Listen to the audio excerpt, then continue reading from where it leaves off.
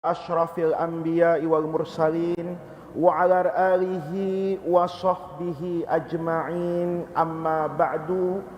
Bapak-bapak hadirin sekalian, marilah kita buka pengajian kita pada pagi hari ini seperti biasanya dengan membacakan suratul Fatihah. Semoga dengan keberkahan bacaan Ummul Quran ini kita niatkan yang pertama kali untuk diri kita masing-masing. Semoga Allah Subhanahu wa ta'ala senantiasa mencurahkan rahmat, taufik dan hidayahnya kepada kita semua.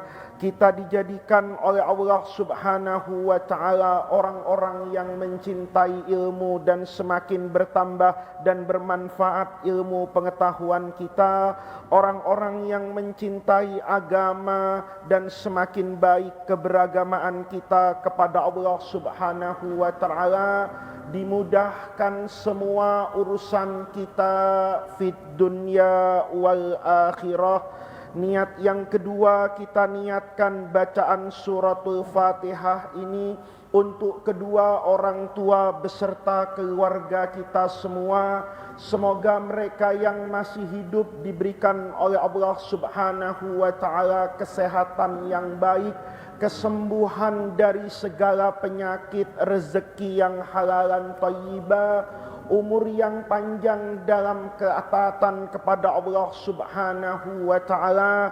Dimudahkan semua urusan mereka fid dunya wal akhirah. Untuk keluarga kita yang sudah meninggalkan kita semua, semoga Allah Subhanahu wa ta'ala senantiasa melapangkan kehidupan mereka di alam kuburnya, mengampuni segala khilaf dan dosa mereka, serta menyatukan kita semua bersama mereka kelak di dalam surganya. Niat yang ketiga, kita niatkan bacaan suratul Fatihah ini untuk semua orang yang telah berjasa dan berbuat baik kepada kita semua. Semoga Allah Subhanahu wa ta'ala senantiasa menerima amal ibadah mereka serta membalasnya dengan balasan yang berlipat ganda. Ala hadhihin niyah wa ala kulli niyatin salihah wa ila hadratin nabiyil mustafa Muhammadir Rasulillahi al-Fatihah. A'udzu billahi minasyaitonir rajim. Bismillahirrahmanirrahim. Alhamdulillahirabbil alamin arrahmanir rahim maliki yaumiddin. Iyyaka na'budu wa iyyaka nasta'in. Ihdinas siratal mustaqim. Siratal ladzina an'amta 'alaihim ghairil maghdubi 'alaihim waladdallin. Amin. Bapak-bapak hadirin sekalian, pengajian kita pada pagi hari ini tentu meneruskan dari apa yang kita bahas pada pengajian yang lalu. Kita masih membahas hadis riwayat Sayyidina Abdullah bin Ja'far radhiyallahu anhu, di mana Rasulullah sallallahu alaihi wasallam saat mendengar wafatnya Sayyidina Ja'far di perang Mu'tah, beliau kemudian bersabda, "Isna'u, buatlah oleh kalian, li ali Ja'farin, buat keluarga Sayyidina Ja'far ini, to'aman, makanan." Kenapa demikian? Faqad atahum, karena telah menimpa mereka keluarga Ja'far apa ma sesuatu, artinya duka cita. Duka cita ini yang yasghaluhum, tentu menyibukkan mereka dari urusan makan. Maka Bapak jamaah sekalian, ini sudah 3 kali pengajian kita bahas ini. Hari ini insya Allah yang terakhir. Seperti yang saya sampaikan pada pengajian yang lalu, bahwa sunnatul it'am, tradisi memberi makan kepada para pentakziah yang nanti di Indonesia itu biasanya tradisinya jadi tahlilan setiap malam, biasanya sampai malam ke-7, nanti ada 40 hari dan begitu seterusnya.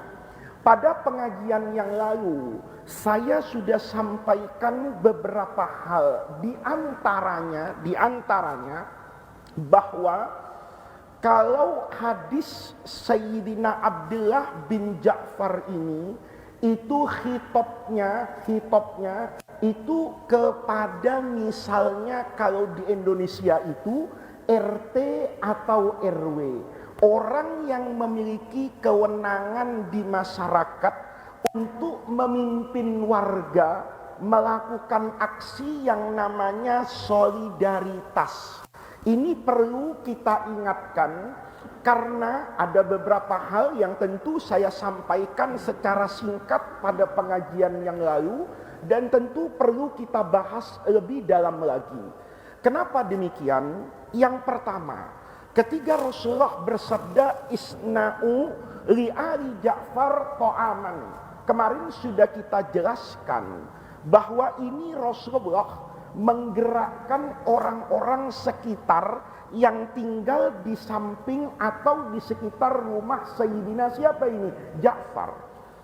Kemudian para ulama menambahkan, ketika Rasulullah Shallallahu Alaihi Wasallam bersabda isna'u li ali Ja'farin ta'aman, itu ada keluarga Nabi juga.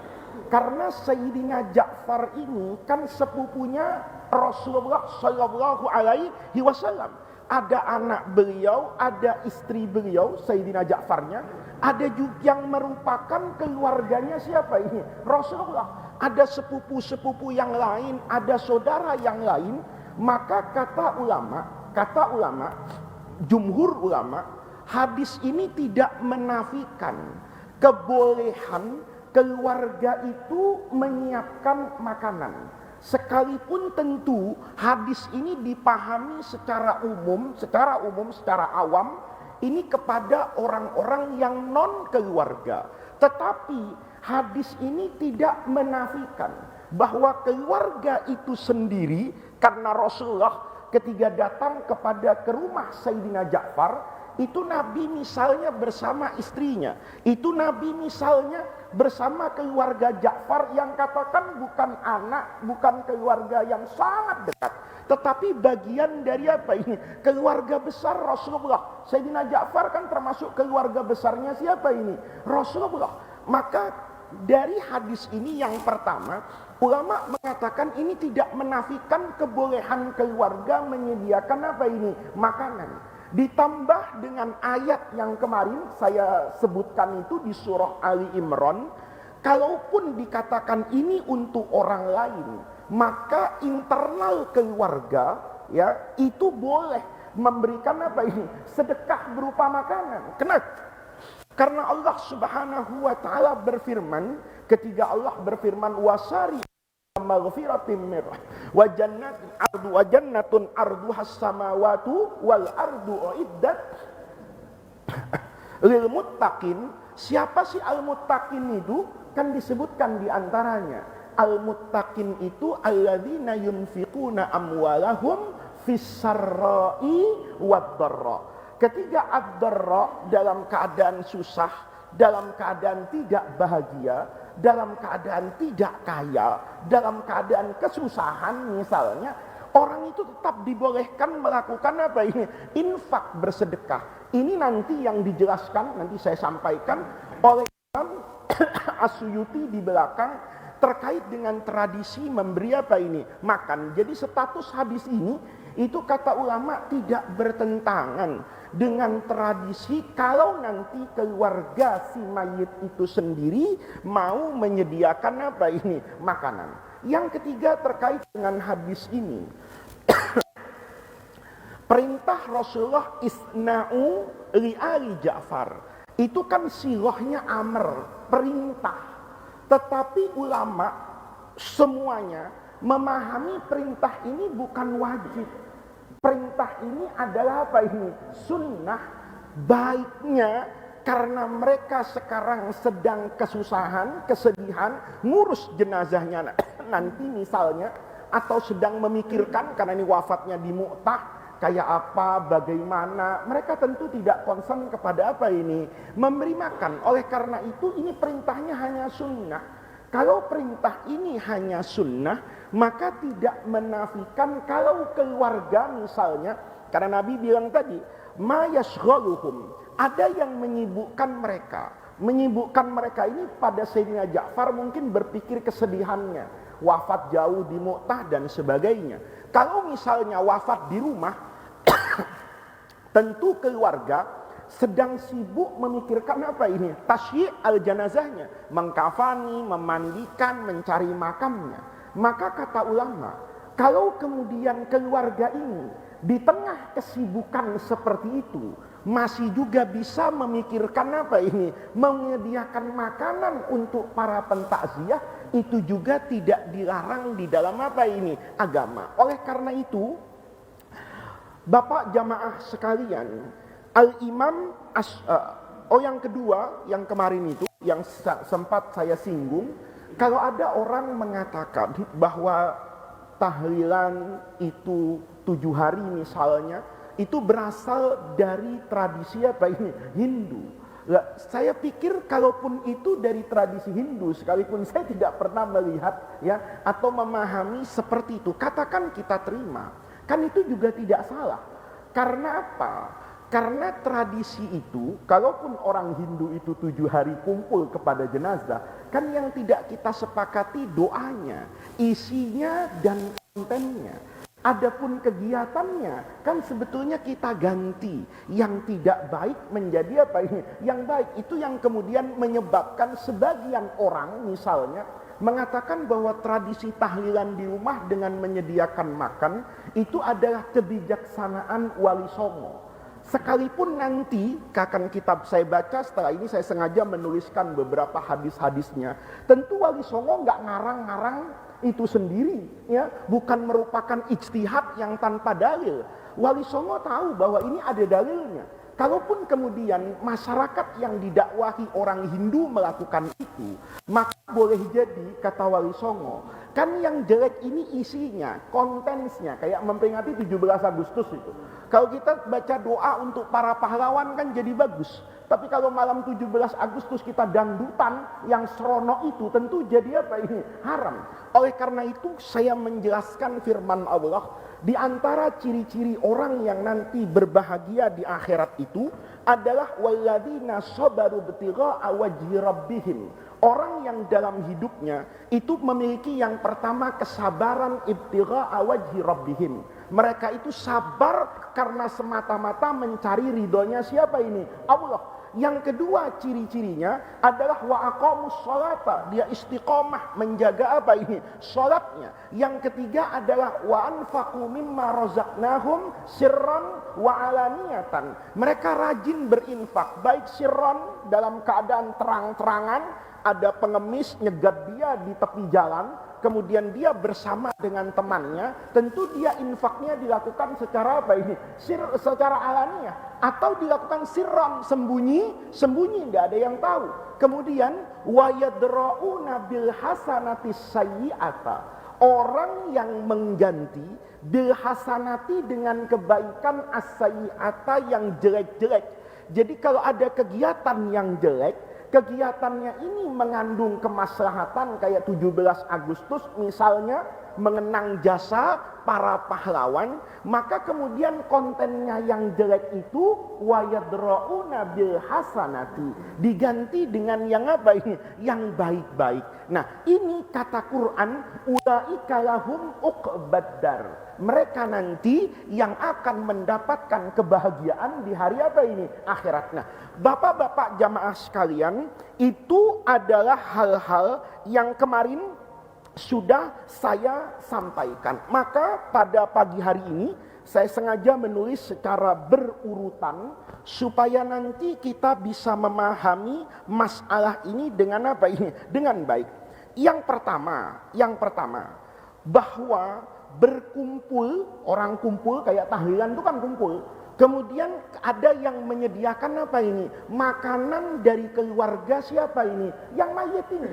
Ini kan yang diperselisihkan. Kalau makanannya dari orang non keluarga, itu tidak ada orang yang mempermasalahkan. Kalau ini dari keluarga. Lihat, ini terjadi pada masa Rasulullah Shallallahu Alaihi Wasallam. Silahkan dibuka Sunan Abi Dawud. Tentu nomor hadisnya berbeda-beda.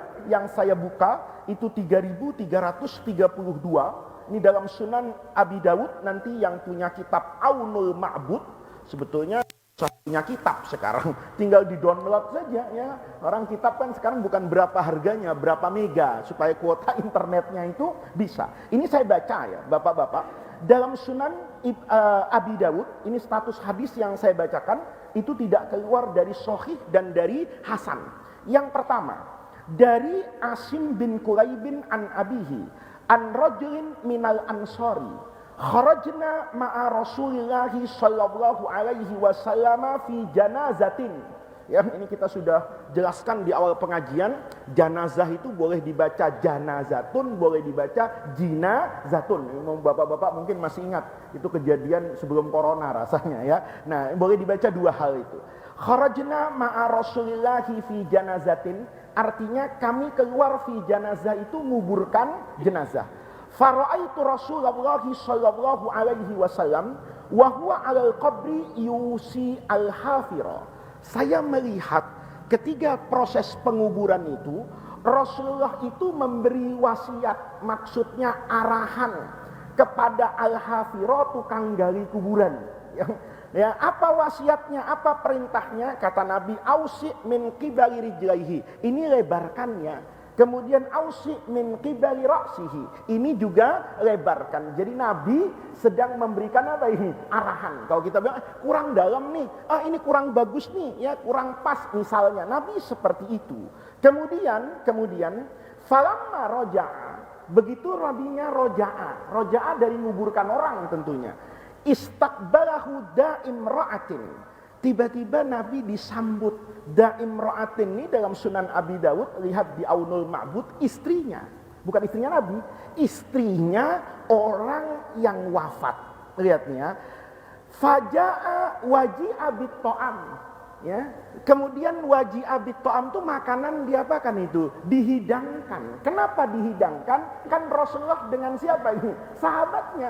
Sedang apa ini? Datang lagi. Makanya kata ulama, ini masyru' juga. Selesai ngubur, datang ke rumah siapa ini?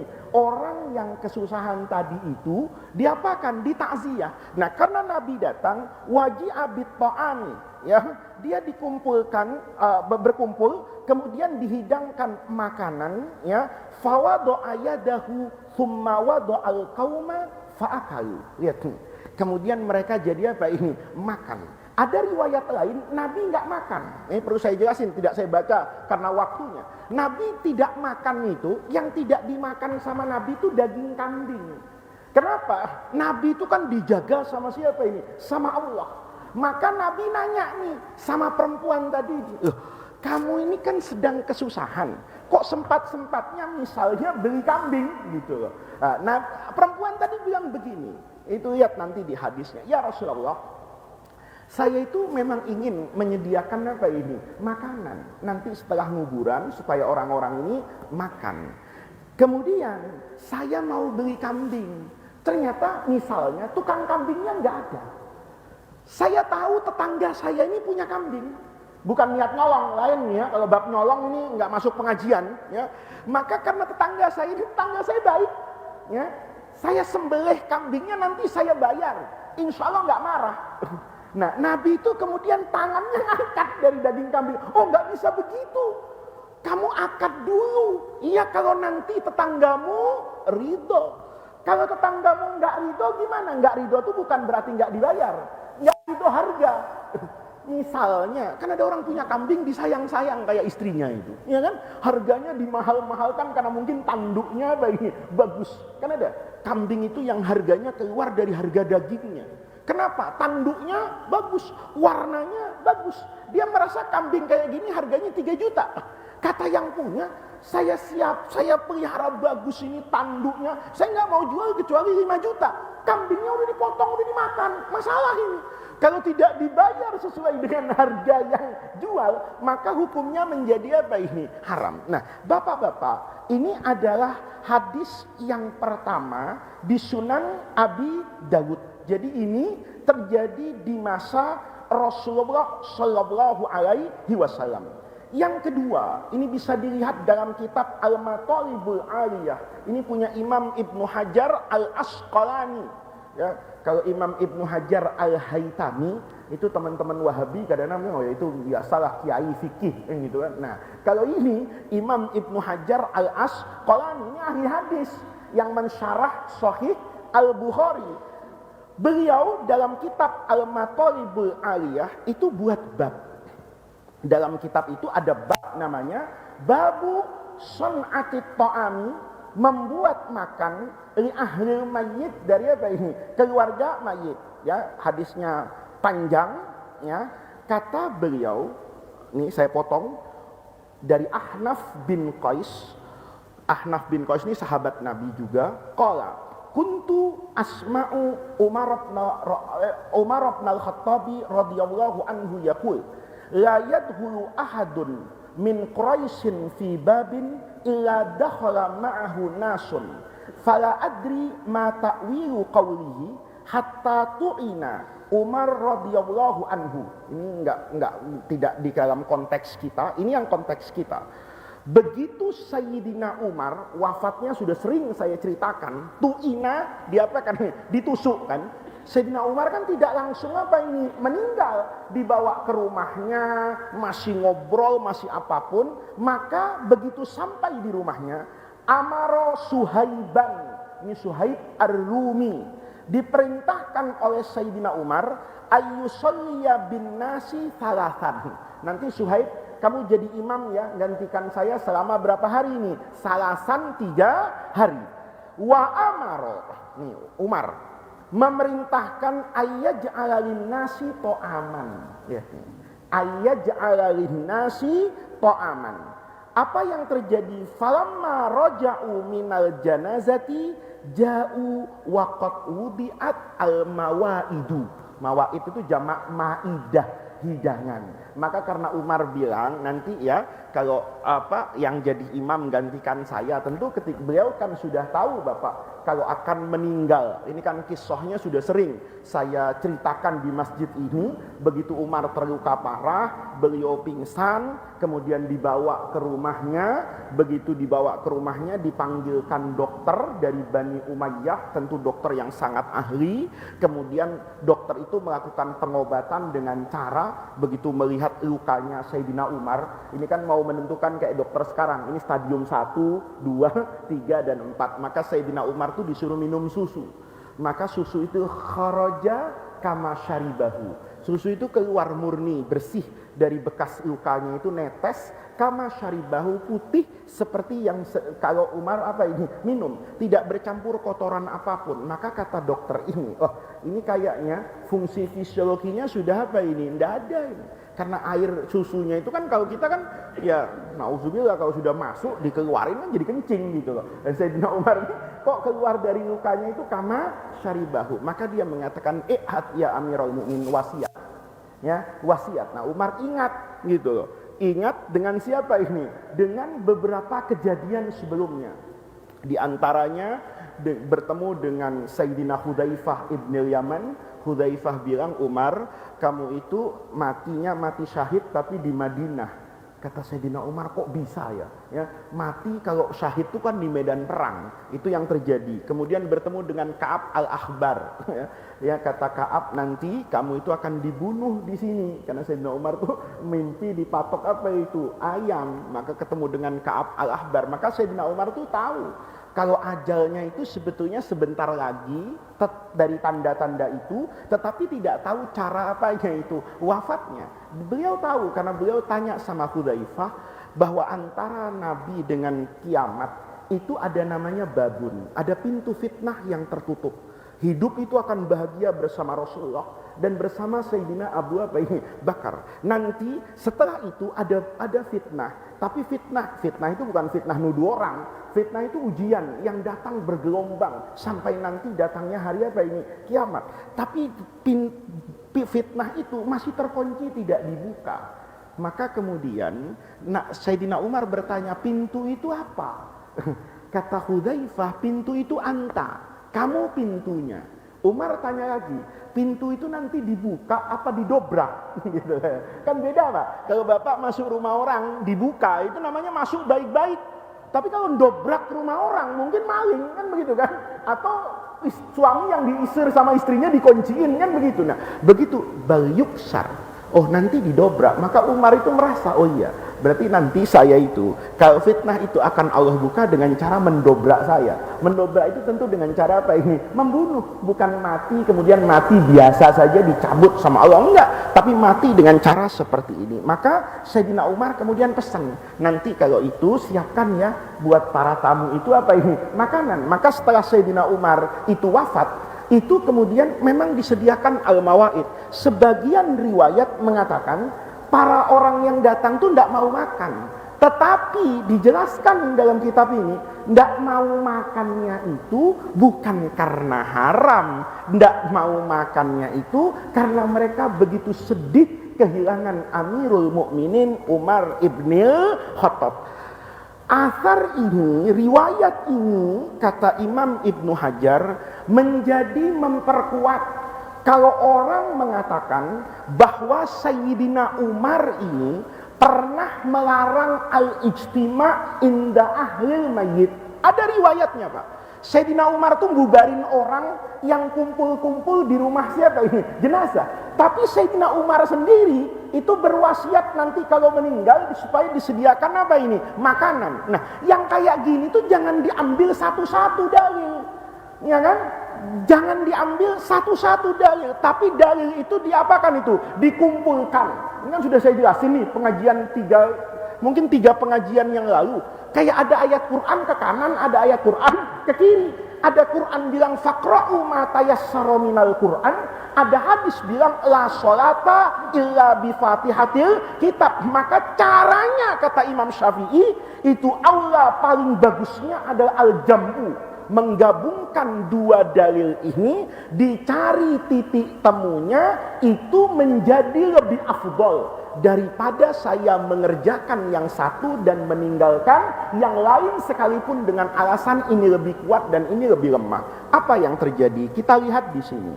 Ya, jadi kalau nanti bapak-bapak ya bisa mendapatkan, oh enggak, Sayyidina Umar itu pernah membubarkan apa ini?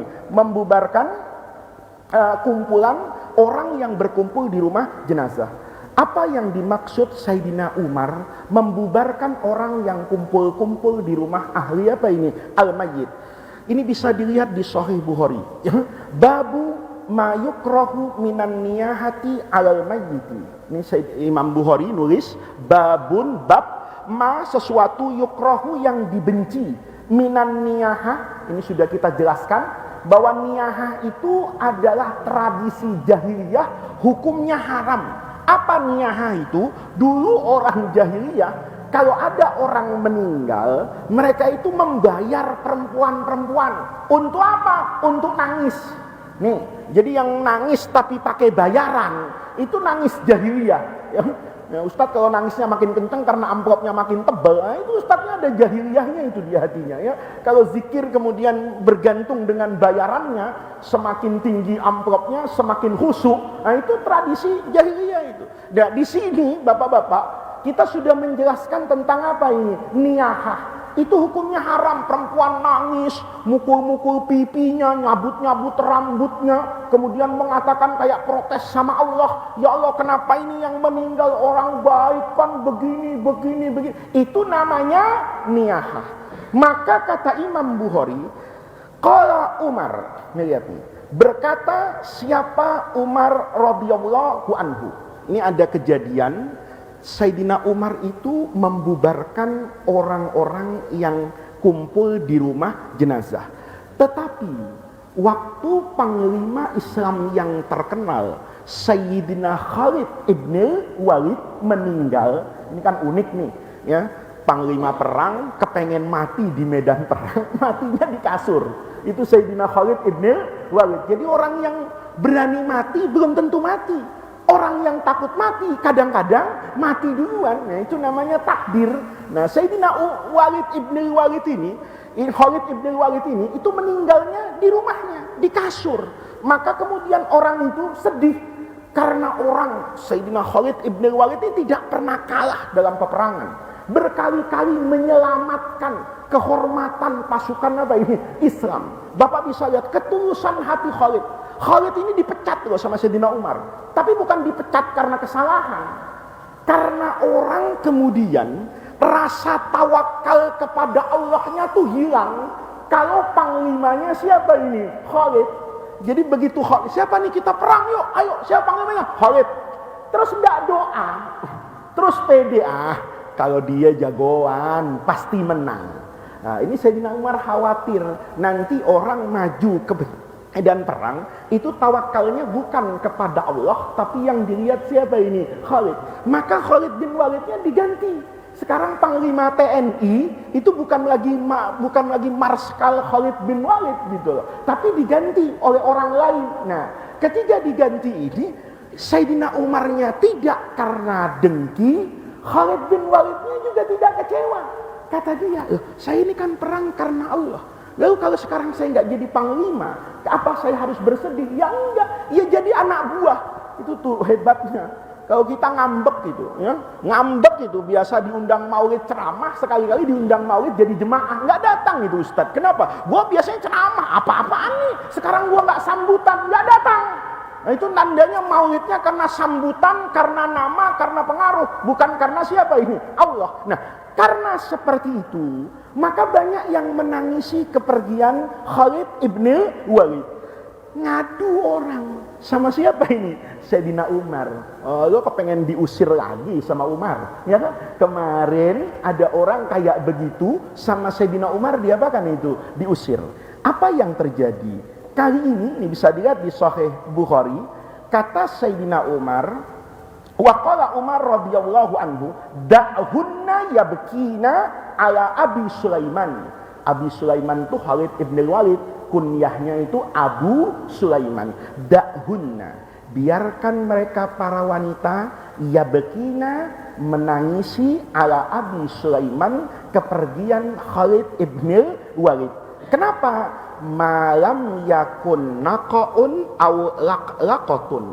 Selama mereka nangisnya itu tidak ada naqun au laqatun.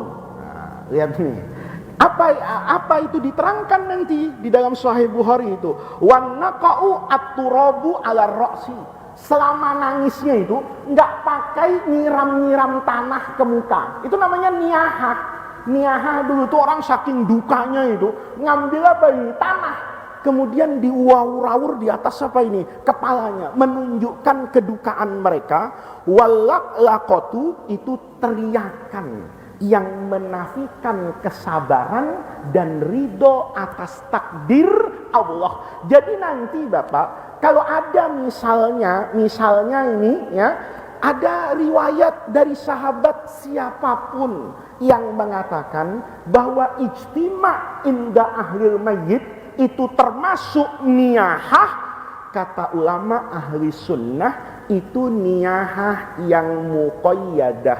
Dia diikat bukan sekedar kumpul, tetapi melakukan apa yang dilakukan oleh masyarakat apa ini? Jahiliyah. Paham bapak-bapak ya? Jadi ini sudah ada dari zaman Nabi, kemudian ada riwayat dari Sayyidina Umar. Larangan Sayyidina Umar itu harus dipahami seperti apa, itu semuanya dijelaskan oleh para ulama. Kemudian yang ketiga, ini yang terakhir ya, terkait dengan nas, kebiasaan orang melakukan kumpul-kumpul, memberi makan kepada orang lain atas wafatnya keluarganya selama 3 atau 7 hari. Ini juga disebutkan. Ini ada 2 yang Bapak mudah untuk Bapak dapat. Ada 3 kitab yang ada di Indonesia dijual Pak, yang penting punya uang ya. Yang pertama itu Al-Matalib Al-Aliyah, itu hanya kecil, itu bisa semua orang beli, download juga nggak banyak makan kuota. Itu punya Imam Ibnu Hajar Al-Asqalani, ini yang tebal, ada namanya Hilyatul Auliya, ini nggak bisa dibeli satuan, 13 jilid, punya Imam Abu Nuaim Al-Asbahani, ini juga ahli hadis.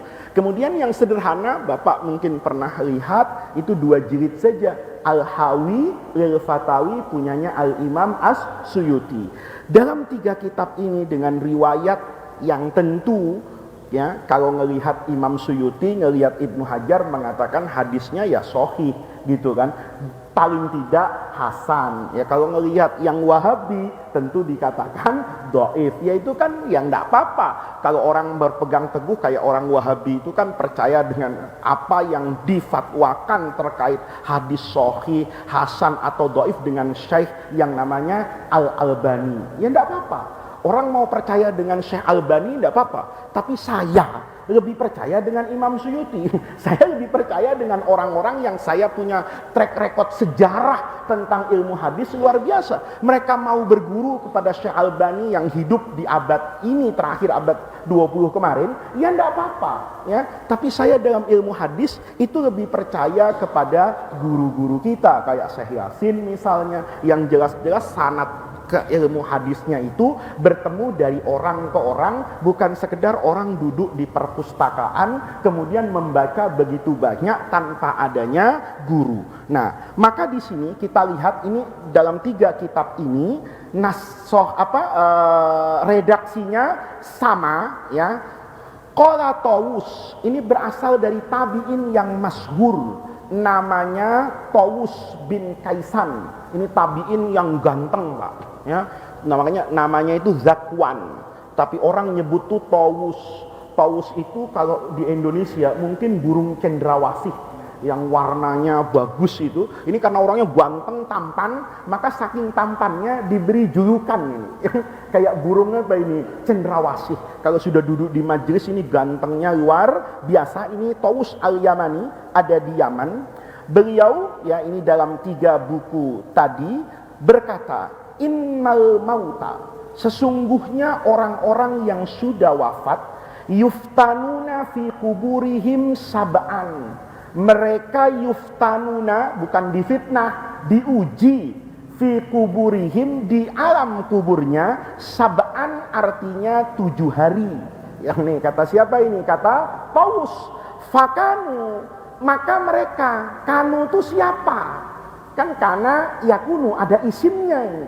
Kayak kana Muhammadun naiman, ada yang tidur nih. Siapa yang tidur? Ya Muhammad. Nah, fakanu, maka mereka, ini berarti di masa siapa ini? Tabi'in. Fakanu, maka mereka itu yastahibbuna, sangat menyukai ya, ayyut'ima anhum tilkal ayyama, mereka sangat suka untuk memberi makan orang yang pahalanya buat siapa ini? Yang meninggal. Tilkal ayyama, pada masa 7 hari. Nah, ini adalah athar dari Sayyidina siapa ini? Paus.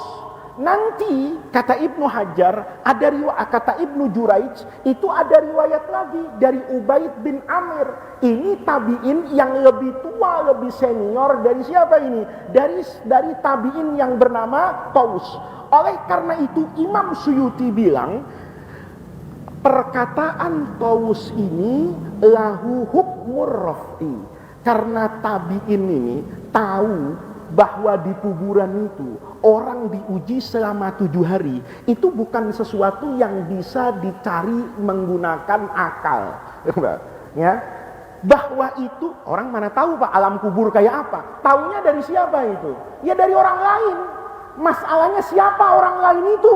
Maka kata Imam As-Suyuti, jangan-jangan, yang pasti tabi'in itu dulu berguru ke sahabat, bukan berguru ke Muhammad Faiz. Berarti tradisi yang ada di masa tabi'in yang disampaikan oleh alim besar seperti Taus, itu tidak mungkin lahir dari karang mengarang, mengada-ngada. Itu pasti apa ini? Pasti dia dapatkan dari generasi sebelumnya. Generasi sebelumnya siapa?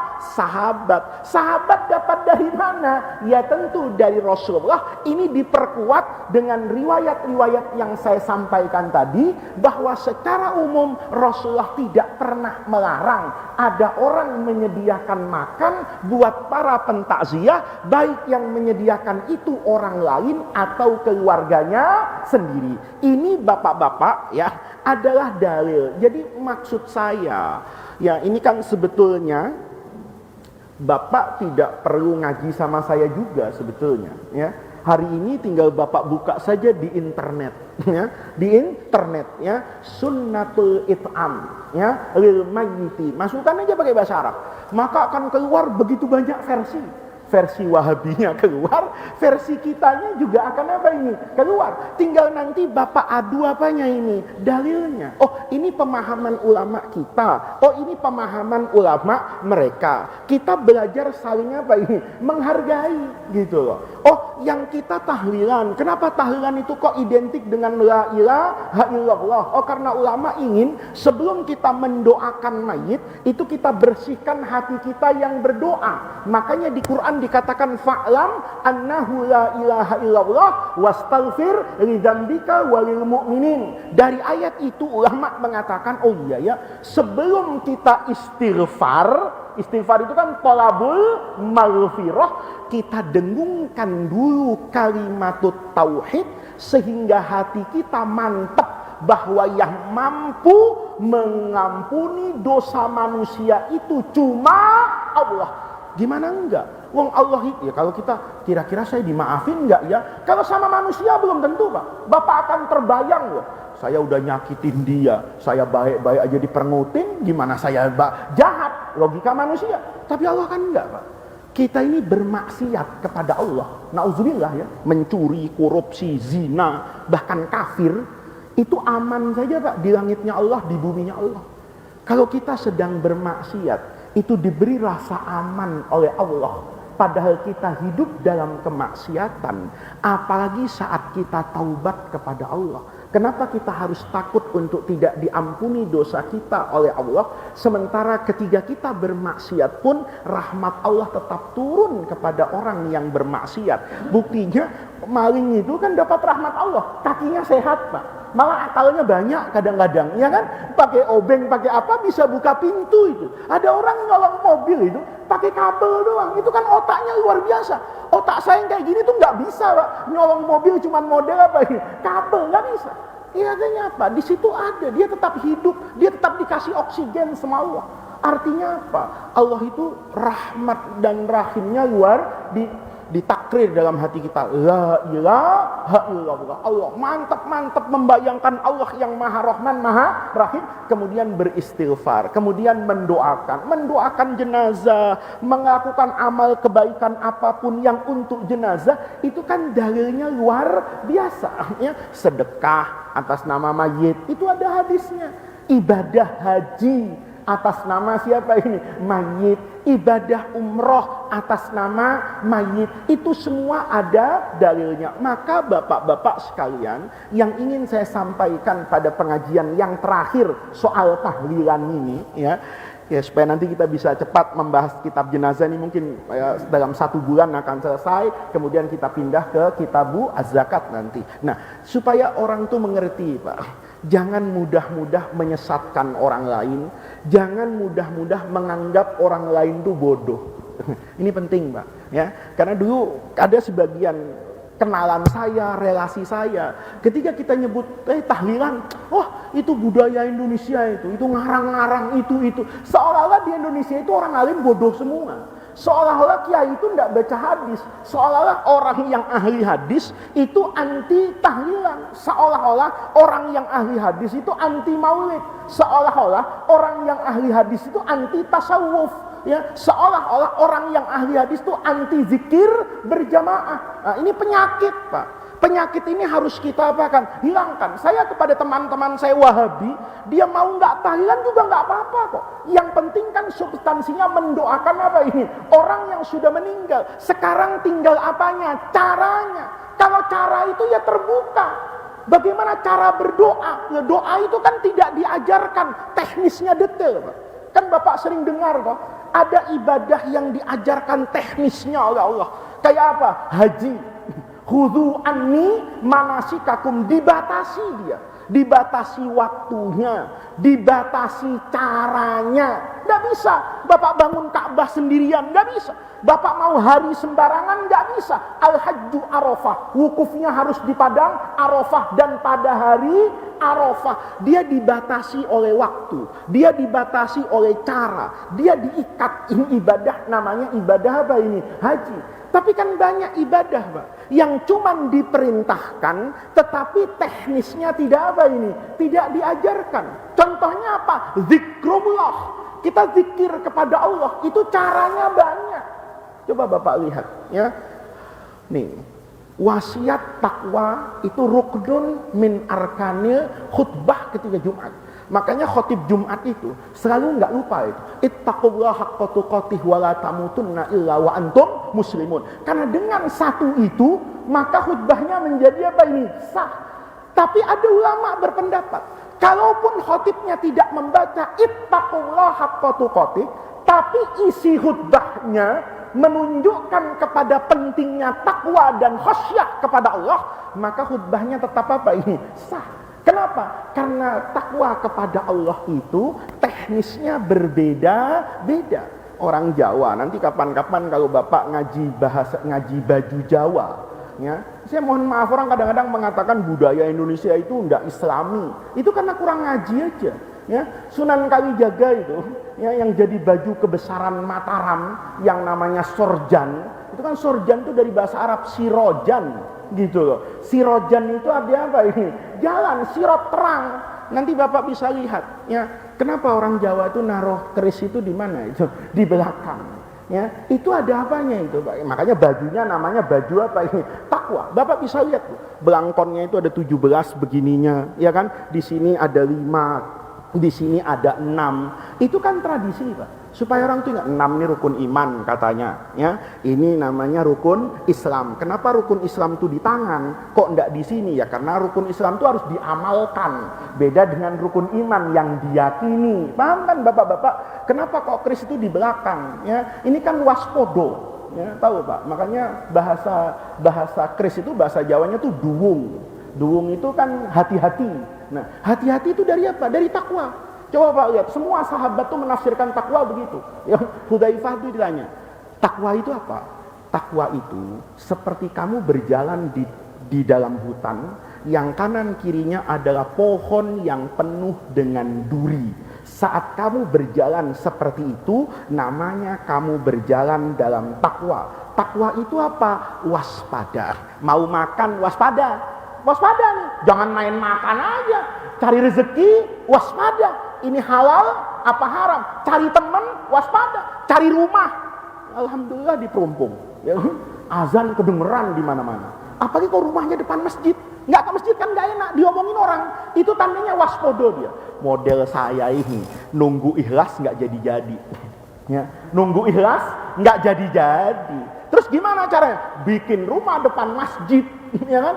Ketika rumahnya depan masjid, dia berangkat ke, mohon maaf ya, bapak-bapak yang depan masjid saya nggak nuduh gitu loh.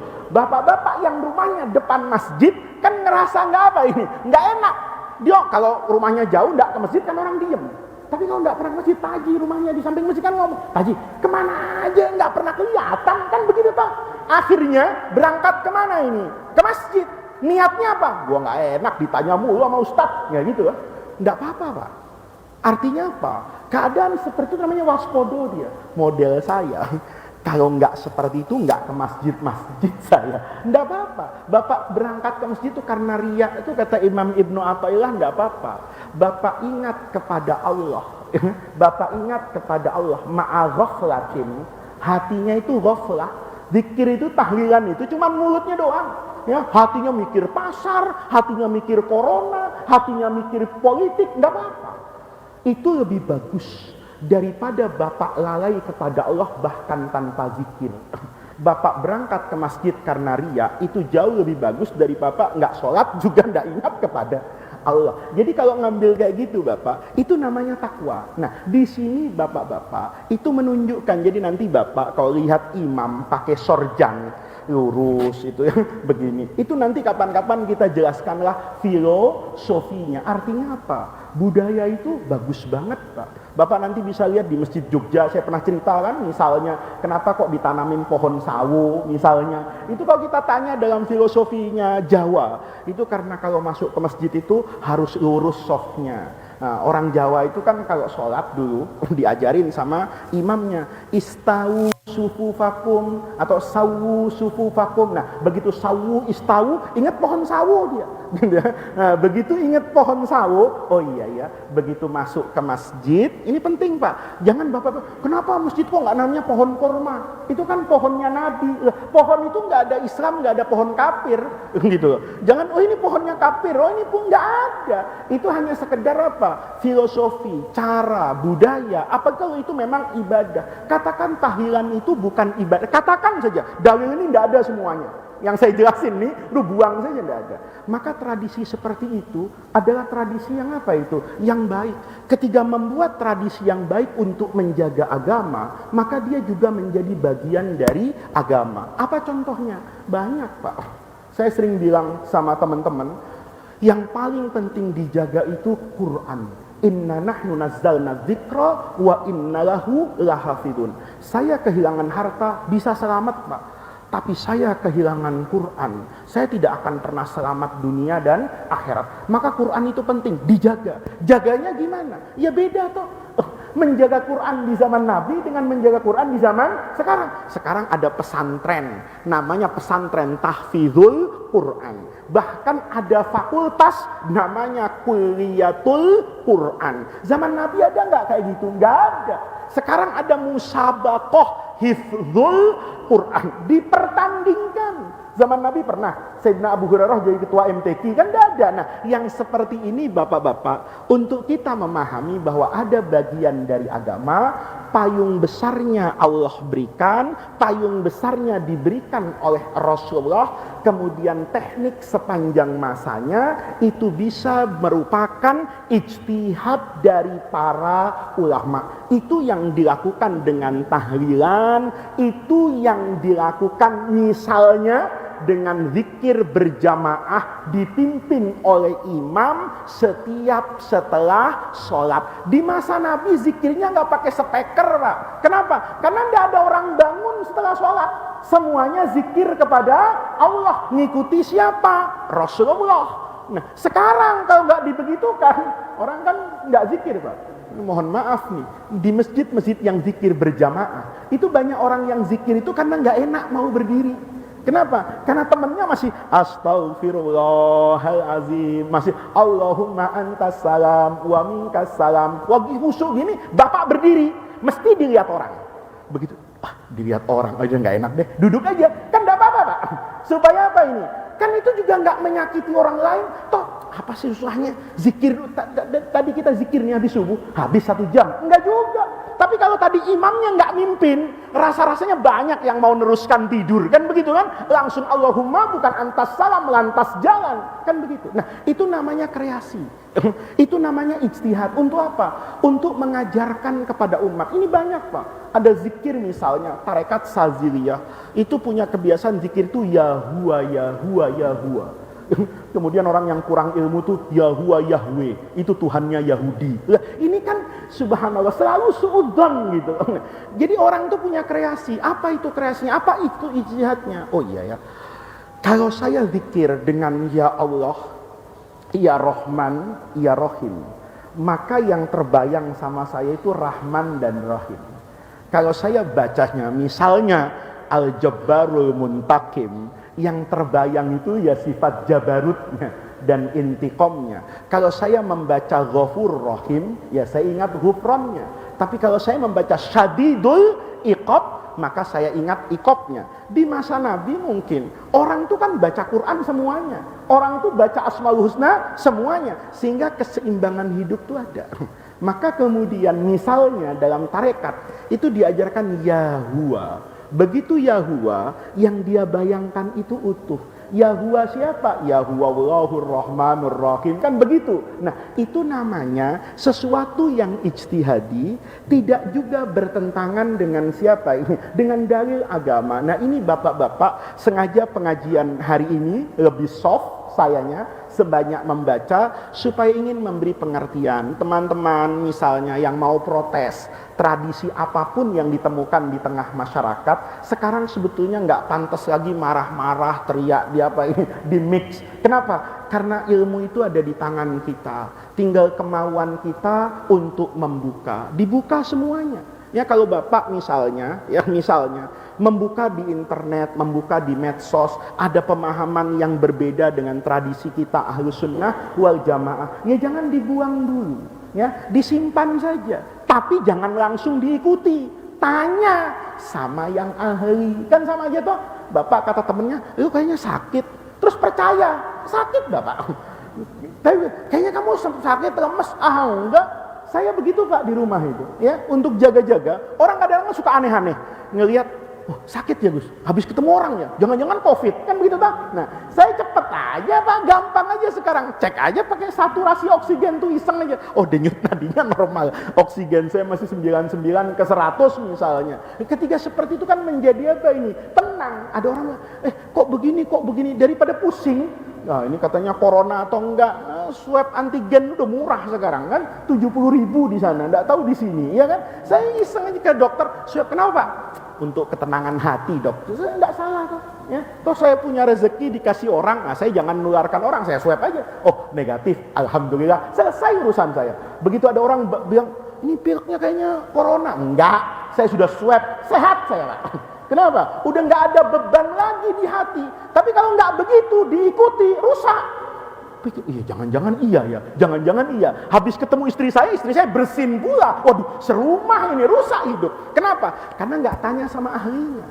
Jadi Bapak tiap dapat dalil agama, hadis sahih, sesahih apapun, ayat Quran seterang benderang apapun, selama Bapak merasa dirinya bukan ustadz, selama Bapak merasa saya tidak punya kemampuan seperti kemampuan Al-Imam Syafi'i, maka Bapak perlu merujuk, ya. Ini yang bisa saya sampaikan pada pengajian pagi hari ini, supaya kita merasa tenang bahwa amaliyah yang kita kerjakan, bahwa ibadah dan ubudiyah yang kita kerjakan itu memiliki sandaran dalil dari Quran dan hadis. Adapun orang yang tidak setuju, itu sebetulnya bukan tidak setuju pada Qur'annya, bukan tidak setuju pada hadisnya, tetapi tidak setuju dengan pemahamannya. Kalau bicara tentang pemahaman dari Quran, saya selalu ingat dengan pesan Imam Abu Hanifah. Imam Abu Hanifah itu ditanya orang, ini dalil Quran, hadis, apa pendapatmu? Ini penting nih Pak. Sekarang orang lebih mudah mengatakan ini Quran, hadis. Imam Abu Hanifah nggak pernah bilang begitu. Yang engkau fatwakan itu Quran hadis apa ro'yuka? Dia bilang ro'i, pendapat saya. Kenapa? Karena ini pemahaman saya dari Quran dan hadis, gitu loh Pak. Yang bilang megang perempuan nggak batal dan yang bilang pegang perempuan itu batal, kan bukan Quran hadis secara langsung. Pahamnya Imam Abu Hanifah, aula mastumun nisa nggak batal. Pahamnya Imam Syafi'i, lamastumun nisa batal, selesai. Pahamnya Imam Abu Hanifah, ketika Ummul Mukminin mengatakan iftaqattu Rasulullah sallallahu alaihi wasallam, saya kehilangan Nabi malam. Kata Aisyah timbul, jangan-jangan di rumah yang satu. Kata siapa ini? Aisyah. Kan jatah saya malam ini, iftaqattu, tangannya gini-gini. Tahu-tahu tangannya ketemu dengan Nabi, wahwa sajidun, Nabi dalam keadaan apa ini? Sujud. Kata Imam Abu Hanifah, itu megang suaminya loh, ya.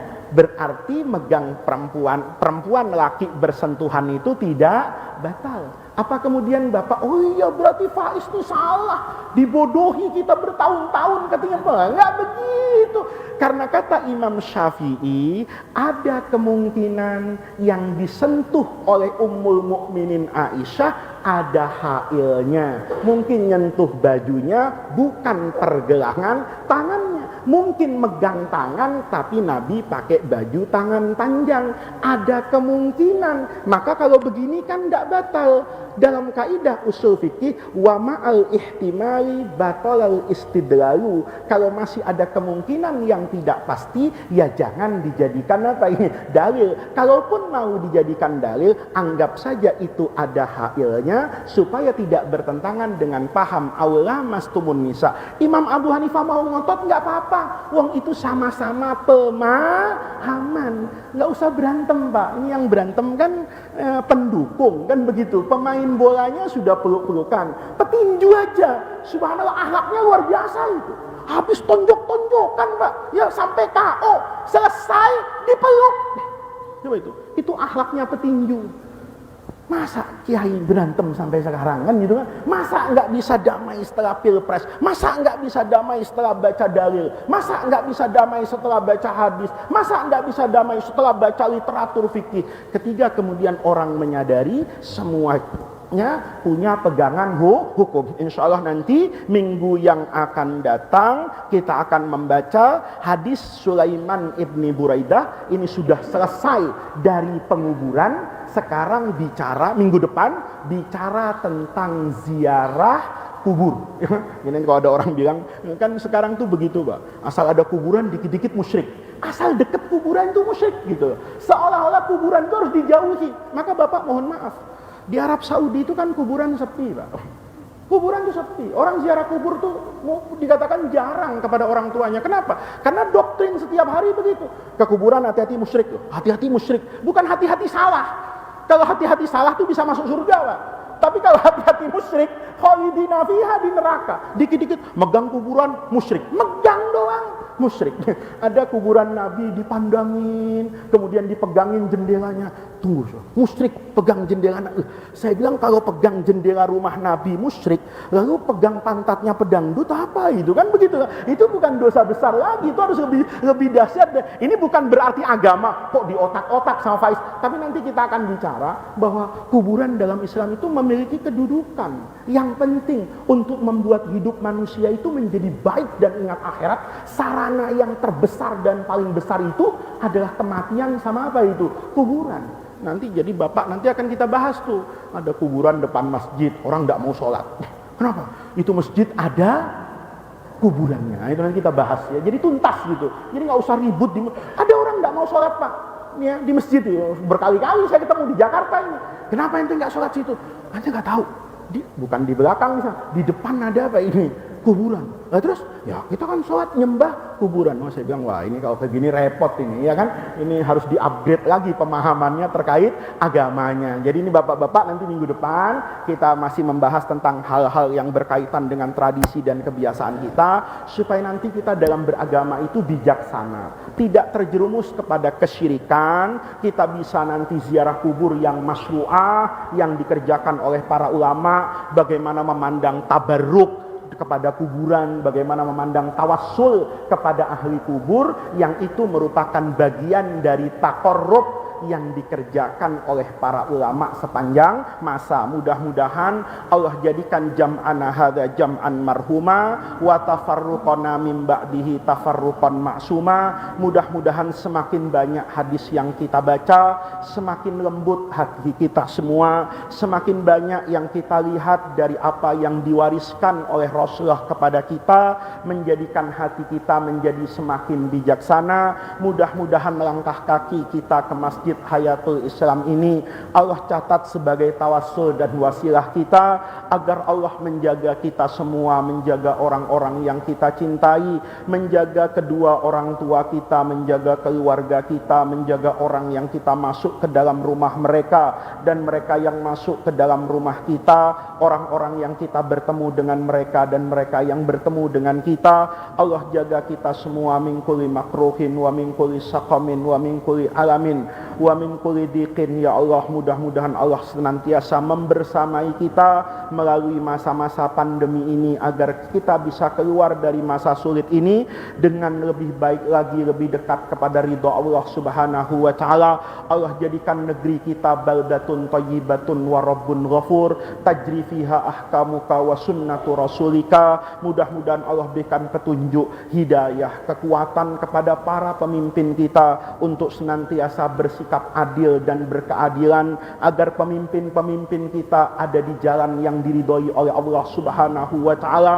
Mereka dijauhi dari sifat kezaliman, dari sifat angkara murka, dari sifat yang menjauhkan rakyat dan bangsa ini dari Allah. Mudah-mudahan para pemimpin kita, baik itu pemimpin negara, pemimpin agama, pemimpin rumah tangga, maupun diri kita sebagai pemimpin diri kita, senantiasa selalu mencari ridha Allah Subhanahu wa taala, diberikan taufik dan hidayah oleh Allah Subhanahu wa taala. Rabbana atina min ladunka rahmah wa hayyi lana min amrina rasyada. Allahumma la tahrimna khaira ma indaka li syarri ma indana. Kurang lebihnya saya mohon maaf. Assalamualaikum warahmatullahi wabarakatuh.